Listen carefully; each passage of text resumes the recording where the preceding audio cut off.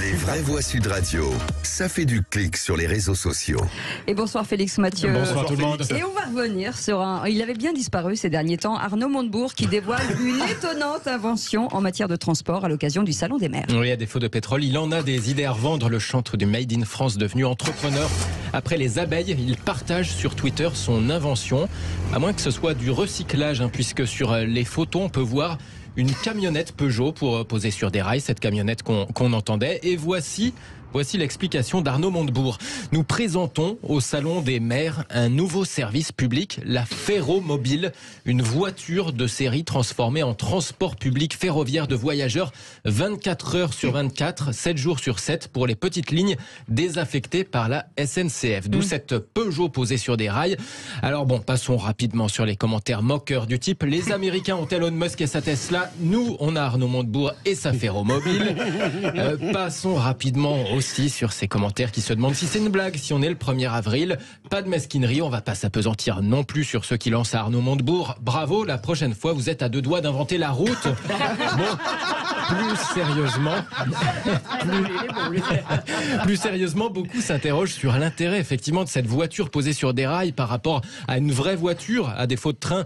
Et d'autres font remarquer que des choses similaires existent, ou en tout cas ont déjà existé par le passé, avec la photo d'un taxi-rail autonome développé notamment en Bretagne en ce moment, ou plus ancien, la Micheline, cet autorail léger dans les années 30 qui ressemblait déjà à un petit bus posé sur des rails. T'imagines, les Chinois sont déjà à Shanghai, tu fais l'aéroport, le centre de Shanghai à Maglev, tu sais, le seul train qui est suspendu en fait, suspension, t'es comme sur un tapis volant. Et nous, on pose une Peugeot 404. On a le droit de défendre Arnaud Montebourg. Oui, bien sûr, Philippe. Moi, je le défends toujours, Voilà. parce que je trouve que je l'aime beaucoup. Ah, oui. Ouais. Et même ce qu'a développé Félix n'est pas complètement absurde. C'est pour les petites voies. Il veut mettre ce Ferromobile. C'est pas complètement idiot. Il y a tellement de petites voies désaffectées Et qui puis pas justifient qu'on entretenues. fasse des ferromobiles. Et puis pas entretenu. Et pour une fois, surtout. on peut pas dire que c'est la voix de son maître. C'est Arnaud Montebourg. Il est totalement indépendant. Alors, pour être totalement honnête, je dois vous dire que le bruit... bruit... désaccord avec lui-même à peu près la moitié du temps. Donc. Je dois vous dire que le bruit de la Peugeot 404, je l'ai ajouté, c'est une camionnette Peugeot assez récente quand même, dans le prototype d'Arnaud Montebourg. Mais soyons honnêtes. ça nous Ça fait change tout. Non, mais je redis, le maglev, tu vois, et la bagnole d'Arnaud Montebourg. Voilà, la Chine, la France, super. L'émission est sur de bons rails. Autre sujet, la niche parlementaire. Prendre du temps pour dire La des niche conneries parlementaire pareilles. de la France insoumise a provoqué quelques remous au Palais Bourbon et sur les réseaux sociaux. Oui, avez l'Assemblée nationale examinait les propositions de loi de la France insoumise aujourd'hui et la majorité Renaissance a donc accepté de voter l'entrée du droit à l'IVG dans la Constitution et ce dans les termes proposés par la France insoumise. Il s'agirait d'ajouter à l'article 66 de la Constitution, je cite, « La loi garantit l'effectivité et l'égal accès au droit à l'interruption volontaire de grossesse ». Or, scène étonnante, au lendemain du communiqué accusatoire de Céline Katnins à propos de son mari, on en parlait hier, eh bien la députée macroniste Sarah Tanzili est montée à la tribune pour soutenir ce texte sur l'IVG tout en attaquant en même temps le groupe LFI qui le présentait. Il n'y a pas un discours de défense des droits des femmes pour les Françaises et les Français et un discours de protection et de soutien à l'égard de ceux qui avouent violenter les femmes quand il s'agit des leaders du parti. Ce combat ne souffre aucune compromission. Et mes chers collègues de LFI, c'est pourtant ce que vous faites en soutenant éhontément Adrien Quatennens. Alors, s'en est suivi un brouhaha, des invectives dans l'hémicycle. La gauche et les macronistes, unanimes en revanche pour critiquer l'obstruction venant de la droite de l'hémicycle, les nombreux amendements déposés pour tenter d'empêcher l'examen du texte sur l'IVG dans les temps.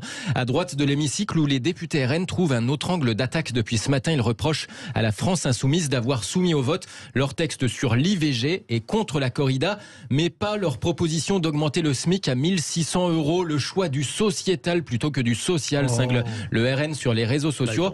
Alors bon, à ça, Tu parles, oui, bien sûr, quand il est... Pardon. Voilà, les députés insoumis justement répondent, en tout cas, ils rappellent que les autres groupes, et le RN notamment, étaient opposés à cette proposition de SMIC à 1 600 €. Voilà, ils avaient voté contre, d'où ce choix des insoumis de privilégier des textes qui avaient une chance, même minime, d'être adoptés. Moi, je voudrais dire un mot sur cette Félix affaire Mathieu. de droits des femmes. D'abord, j'en ai assez que les femmes soient instrumentalisé par tout le monde. Si vous voulez, tout le monde qui se refait la cerise en disant oh là là, moi je suis pour les femmes. Et depuis hier, j'entends parler des révélations de Céline Quatennens. Il ne vous a pas échappé à tous que Adrien Quatennens a lui déclaré que c'était totalement faux. Personnellement, j'ignore absolument qui a raison. Mais je ne vois pas pourquoi, depuis hier, on prend absolument comme une vérité révélée ce qu'a dit Madame Quatennens. On ne cite même plus. Si. Mais j'ai rien dit. Pardon. Il a peur. Non. Après. Je ne comprends pas, si vous voulez, que depuis hier, on nous explique qu'il y a des révélations. Je ne vois pas de révélations tant que ça n'est pas tranché par la justice, parce que là, on a deux versions qui sont quand même irréconciliables. Lui, il dit qu'il a donné une gifle. Elle, maintenant, elle nous dit qu'elle a subi des années de violences physiques et morales. Donc, voilà. Et bon, on n'a pas le temps de parler de tout, mais je trouve que l'entrée du droit à l'IVG dans la Constitution est d'une stupidité sans borne, parce que personne ne le menace. Aucun parti n'a demandé l'abrogation de la loi de Simone Veil. On ne sait pas comment peuvent tourner les choses dans les 20, quand les choses tourneront, on pourra aussi changer la Constitution, Françoise. On a déjà eu cette discussion, c'est pas la peine de refaire ce qu'on s'est déjà dit. Allez, on y la va, semaine parce qu'on a dernière. 30 secondes. J'avance sur Adrien Quatennens. Je précise juste que ce que Céline Quatennens a dit, le procureur l'a déjà dans les mains et elle a déjà ne l'a pas joint au dossier. Donc ça, il n'y a rien de nouveau en fait dans ce qu'elle a dit. Simplement, elle l'a dit publiquement. Mais le procureur a déjà ces éléments-là et a décidé de ne pas poursuivre sur cette question-là. Il poursuit juste sur la gifle Adrien Quatennens. Après, je pense que la situation, la position politique d'Adrien Quatennens est intenable. Quelles que soient les raisons, le vrai du faux, c'est intenable. Et troisième point, le Rassemblement national est d'une mauvaise foi crasse. Toutes les mesures sociales, notamment le blocage des prix alimentaires, l'augmentation du SMIC, le Rassemblement national a voté comme un seul homme avec la majorité contre les propositions de la gauche. Donc arrêtez ce cinéma. Philippe Bichard, un petit mot vite fait. Ce qui me gêne, parce que depuis le début, je trouve que Céline Quatennens, dans ce qu'elle dit, a d'abord été réservée, modérée, et puis elle en a assez d'entendre probablement Adrien, son mari, ne parler que de la gifle.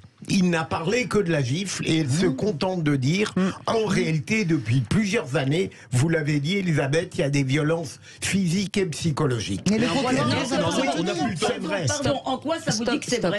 On n'a plus le temps. Mais parce qu'Elisabeth, vous voyez, lorsque vous dites quelque chose, parfois je peux en douter, mais votre tempérament m'apparaît souvent suffisamment sincère. Mais vous la connaissez pas, Céline Quatennens. Mais vous la connaissez pas, mais moi c'est fini. Oui, mais moi je suis d'accord avec vous. C'est fini, une très bonne opinion. C'est fini depuis plusieurs mois. C'est fini. On sait même pas quoi. C'est fini, on a passé le On fil. leur coupe leur micro. Allez, dans un instant, le grand débat. On va revenir sur.